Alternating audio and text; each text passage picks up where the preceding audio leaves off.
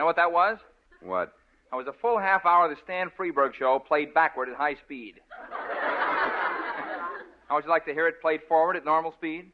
Please. This is the 5th show of the series of a brand new radio series. From Hollywood, we present the Stan Freberg Show. With the music of Billy May. Plus the songs of Peggy Taylor with Doris Butler, June Foray, Peter Leeds, and Judd Collins with the Mayors. You may not find us on your TV, because in case you did not know, we're being brought to you on RADI.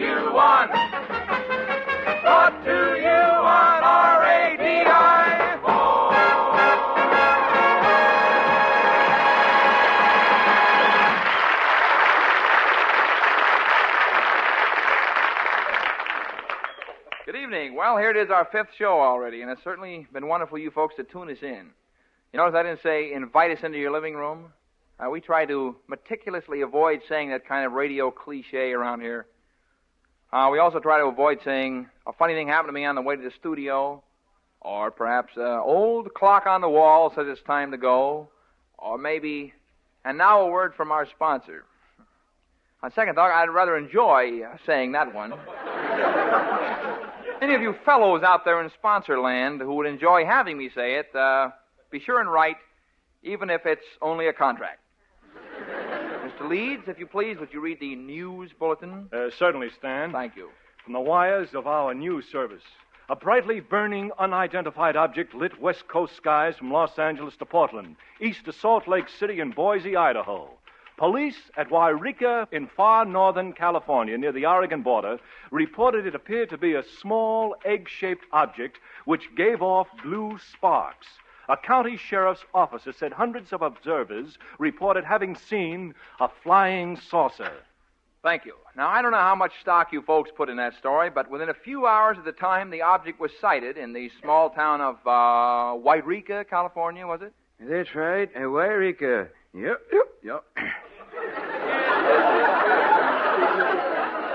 A flying saucer actually landed and was captured by Mr. Leroy Phipps. Yep. What was that again? Yep. Oh. Now, just how did you find the saucer, Mr. Phipps? Well, I found it next to the carrots. Say that again? I come in for dinner. I was hungry. Mm-hmm. I sat down in the breakfast nook, and there it was, next to the carrots. Must have flown in the window. I see. I thought it was an unusually large Hubbard squash. Hubbard squash, eh? Well, how did you... Well, I had it all buttered up. Yes, sir, I was going to partake of it. And then, all of a sudden, it started making a noise like a little teeny Dixieland band. Well, I'll bet that pretty nigh scared you out of your boots. No, I was not wearing boots. No, I mean, were you alarmed? Well, I thought it was an unusually musical Hubbard squash.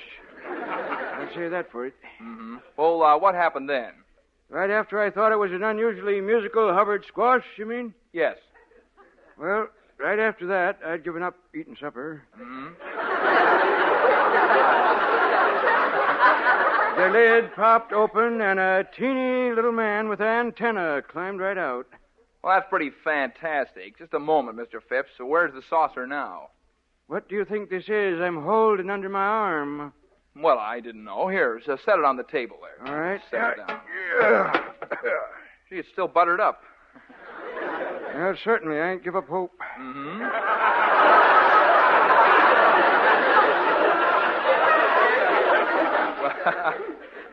Well, I don't see any man with an antenna. Well, he was there. Yeah, well, just a moment, Mr. Now, Phipps. wait a minute. All right, you don't believe me? I'll go get my wife. No need to bother your wife.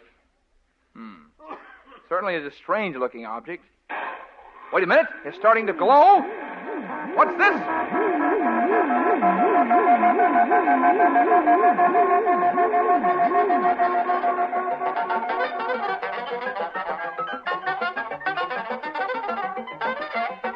Ladies and gentlemen, this is amazing. Bring that other microphone over here, please. Ladies and gentlemen, the saucer is now giving off rather blue sparks. Now a little door is opening. And the little man is coming out.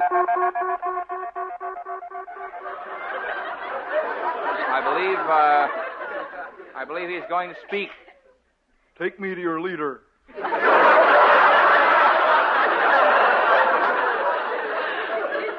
No, that's the microphone. I'm over here. Are you an Earthman? Yes, I am. What did you think I was? I don't know. I thought you were an unusually talkative Hubbard squash.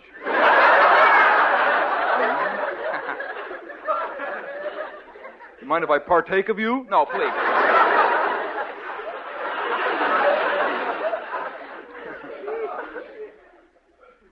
My name is Stan Freberg, actually. Where are you from? My name is Orville. I'm from the moon. I got a letter from my sister.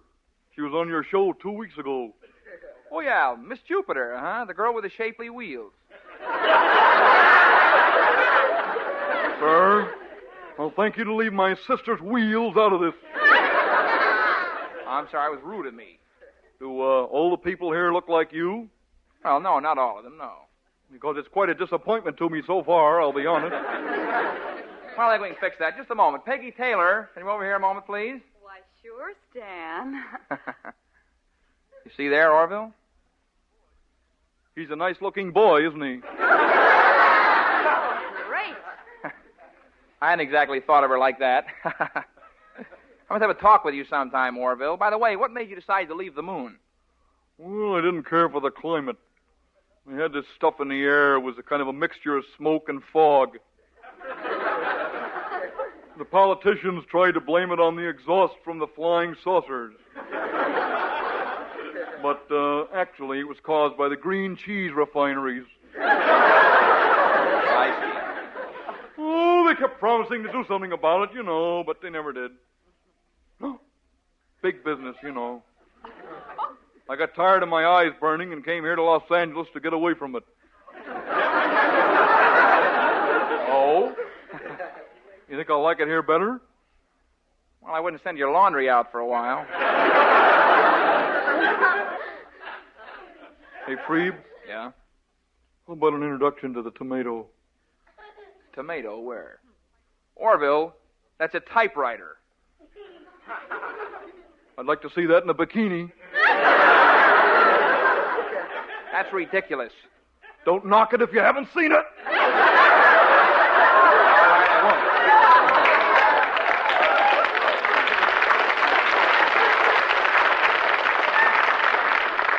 Yeah, I'd like to be on his show again sometime, Orville. You have a refreshing point of view. I have to sell my saucer and move in with you. You think I could get a good price for it? Oh, I think so. It's nearly new. I bought it from a little old lady on Saturn who only drove it on Sundays. It's about 30 light years to the gallon, Well, perhaps we could sell it to a science fiction magazine. Oh, come on. You don't believe that stuff, do you? No, I don't believe that junk. Neither do I. I'm going to sing. I didn't know you did. Come off it, Freeb. On the Interplanetary Network, I'm known as the voice of cheese. I'm sorry, I didn't know that. Yeah, I think I know that spaceman over there. Hey, Ogog! That's Billy May. Sure looks like Ogog.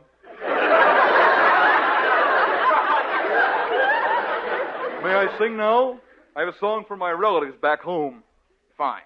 Hit it, Ogog. Everybody on yon twinkling star, doesn't matter on which one you are. If you're digging me on your radar, hello out there, hello. Take it, Freeb. Though you are a strange and weirdo race, if you are equipped to fly through space, pay a little visit to our place. Hello out there, hello. Take it, thank you. If you got nothing else to do, just rev up the rocket. To pocket, if you've a pair of wings that you attach to a sprocket, fly on down. Don't you let appearance worry you. They are pretty funny looking too. Anyway, in case I'm coming through, hello out there, hello.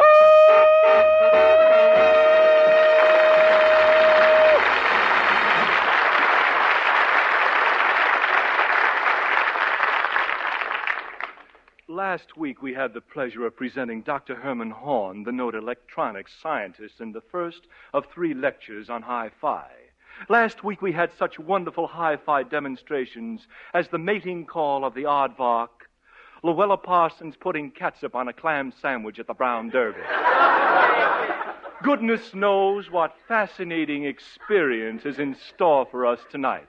And here he is, that man about electrons, Dr. Herman Horn.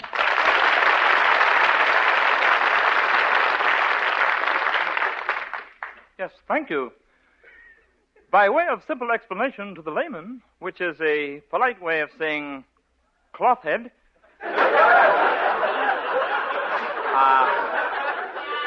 hi-fi brings out everything that is on the record.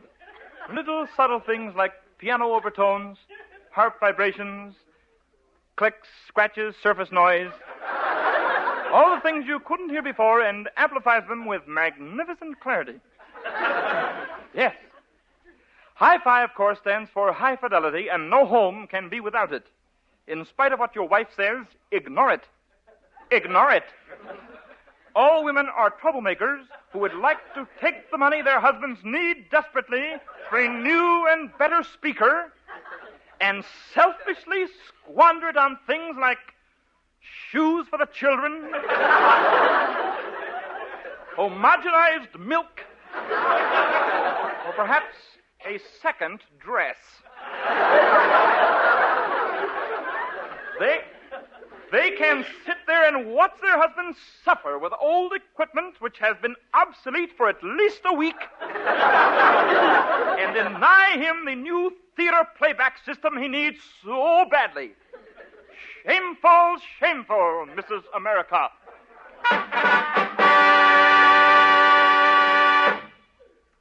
Comes now the contest. If you could guess the sound we are going to play, you win a life-size, full-color, inflatable latex rubber Liberace.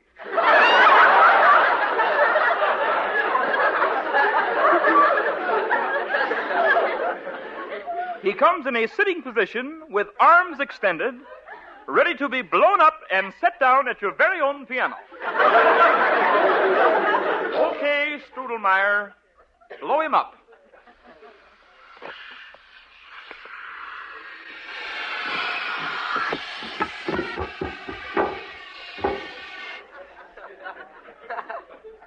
Gee, that's realistic. Well, certainly looks like Lee. Well, on with the contest. Here is an ordinary sound that you hear around the house every day. What is it?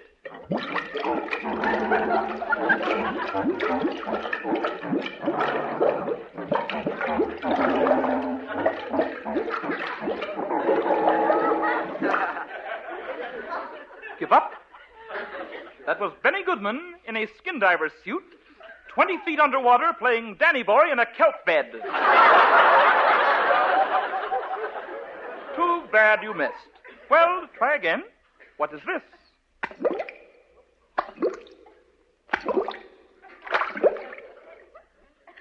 Well, you get it? That was King Farouk in a skin diver suit, 20 feet underwater, applauding Benny Goodman. Comes now the last sound. Could you guess it?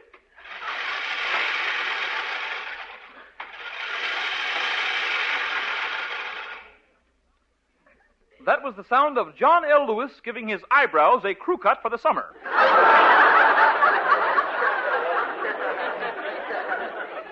Better luck next time.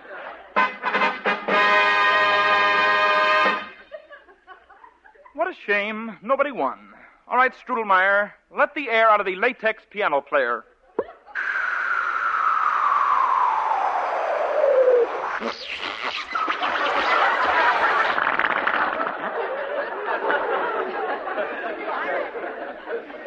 Right.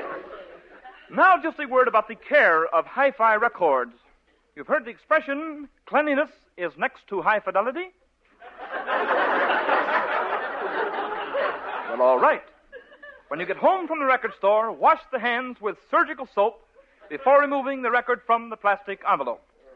Rubber gloves and face mask are optional. Next, approach the machine on tippy toe. You shouldn't raise no dust. To show you how good a sterile record sounds, my assistant Strudelmeyer is going to play a dust-free, surgically clean LP what has never been touched by human hands. After he gets through with it, it still ain't been touched by human hands. From the edges, handle it only, Strood.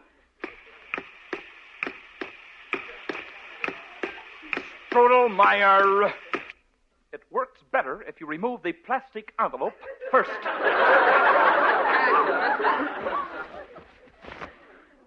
That's a little better.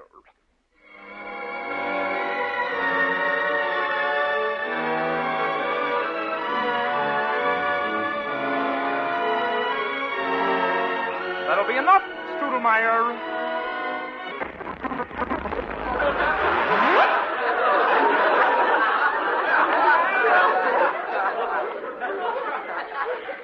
Well, you did it that time, Strudelmeyer. As you know, ladies and gentlemen, under the Hi-Fi Oath, Section 22, Paragraph 18, Strudelmeyer must be destroyed at once. Get a big fire going under that oil, Strudelmeyer. I want it boiling!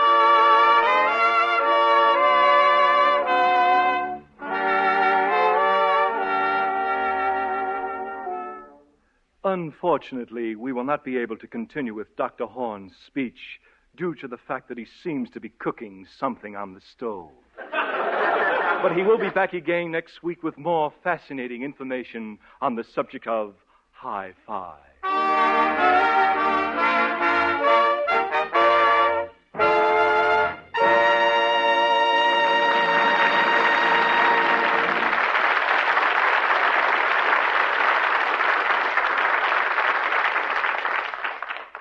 And now for Pardon me, Stan. Oh, yes. What is it, June Foray, as they say in radio? Do you mind if I go home now? Well, I don't have any other bits coming up. I know, but I'd like to have you stick around. I mean, why do you have to dash off? Is this your bowling night? No, that was last night. I want to get home and look at something. You mean on that little box with the screen? Yeah. Sorry, you know the rules here in Radio, June. Oh, I'm sorry. come on, Stan. Let's deviate. Well, if you insist. We just happen to have one of those things in my dressing room. You do? Shh, don't tell anybody. Come on. Gee, I didn't know CBS Radio would allow one of those things in this BYLDING. Well, don't spread it around, huh?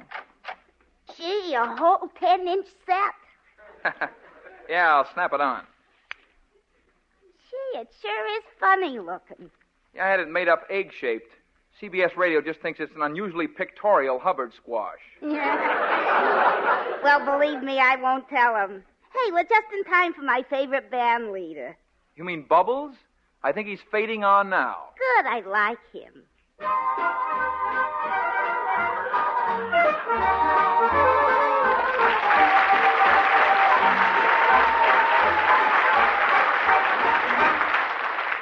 Thank you, and good evening, friends.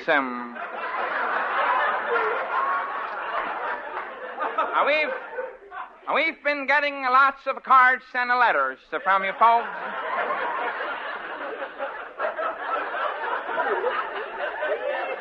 From you folks out there in television land.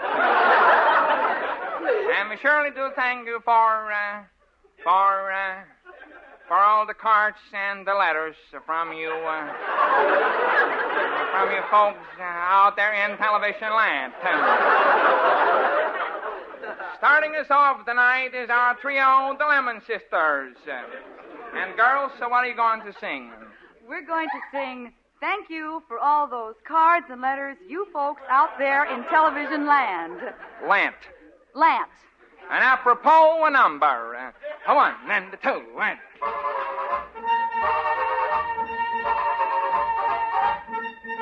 Thank you for all those cards and letters you folks in television land. We wonder where this television land is.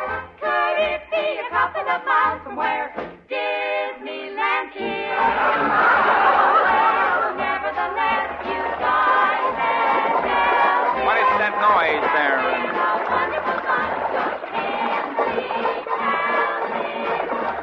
Oh, it's the bubble machine. Turn off the bubble machine, please. Somebody. Folks.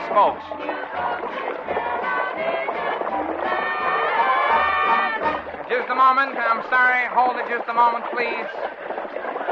Turn off the bubble machine. Please, turn off the bubble. Thank you, Lemon Sisters, for that lovely number. Wonderful.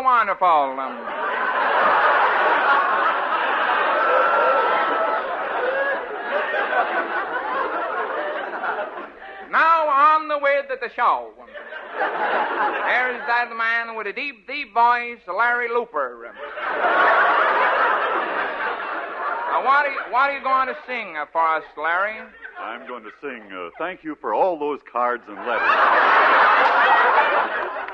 I'm sorry that number has been taken. Well, I'll sing the Funny Old Hills then. Good. 1 and 2 and... I'm happy on the prairie all the day, singing Lady-O-Lay.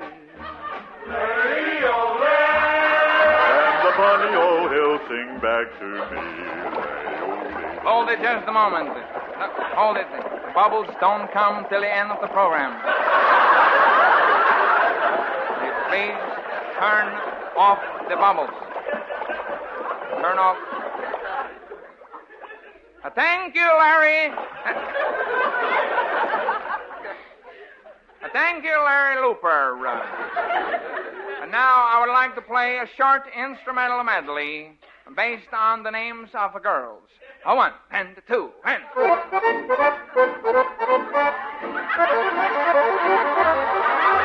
No. No, that's not it.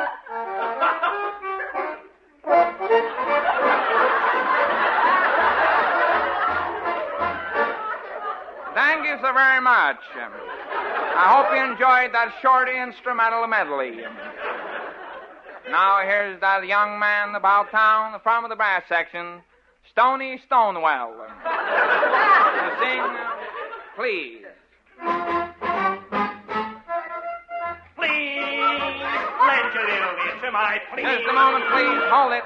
Just a moment. If I don't count off the number, we can't hope to start off neatly. Here we go. 1 and 2 and... See how lovely that turned out now? Please, lend your little ear to my plea. Lend the radio to my plea. Tell me that you love me. What is the matter with that machine? Just a moment. Here.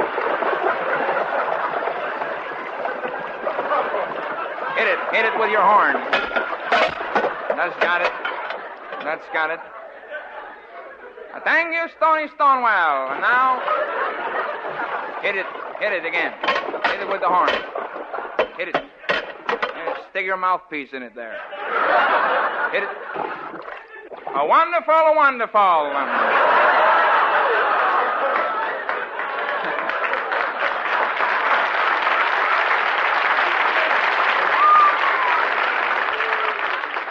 And now, on the way to the show.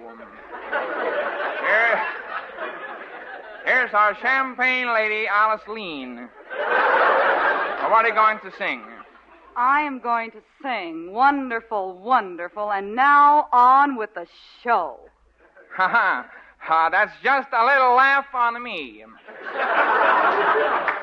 I got a little laugh on you when you get your paycheck this week. Alice is going to sing Moonlight and Shadows. 1 and 2 and...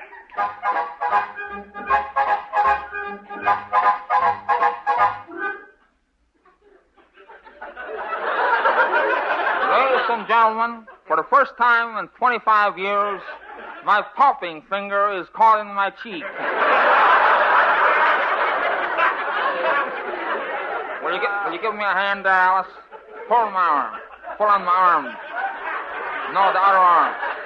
That's it. my ears. A 1 and a 2 and... Moonlight and shadows, and you in my arms, and a melody in the bamboo tree, my sweet.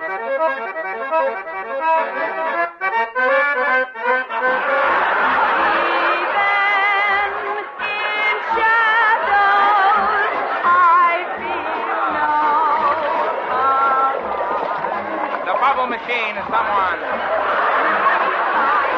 Hold the bubble machine. Hold it.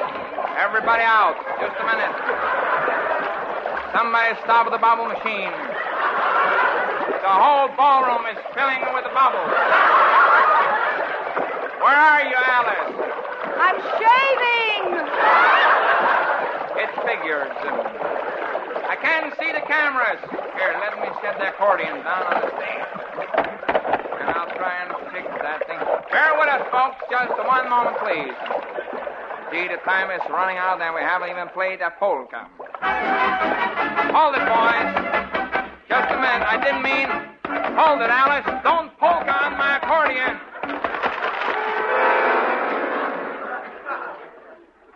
Gee, Dad, it was a Wurlitzer. Hit the theme, boys. And so it's good night from all the champagne. Where's the cameras? Music maker, turn off the bubble. Wonderful, wonderful.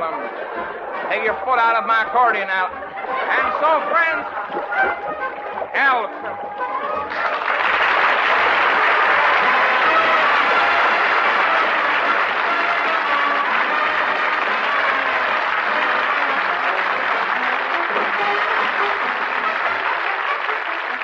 The Stan Freberg Show is produced in Hollywood by Pete Barnum and is written by Stan Freberg and Pete Barnum with original songs by Stan Freberg. Featuring the music of Billy May, Judd Conlon for the Mares, and the songs of Peggy Taylor with Dawes Butler, Peter Leeds, and June Foray. Bud Sewell speaking. Oh, people, do you know what next Sunday is? No! What is next Sunday? Next Sunday, we have set aside 1 minute as a time of universal tap dancing. At the given moment, people around the world will put aside their differences and tap dance side by side for 1 minute. At the given time, stop. Get out of your car, step out of your houses, wherever you are, and let's tap dance with our fellow man. If you can't tap dance, don't just sit there. Snap your fingers. Or at the very least, hum Tea for Two. We'll have microphones set up around the world as each country joins in. That's a week from tonight as we set aside a time of universal tap dancing. Let this, then, be the first move toward international brotherhood. Until next week, this is Stan Freberg saying, brush up on those taps. God bless you for listening, and good night.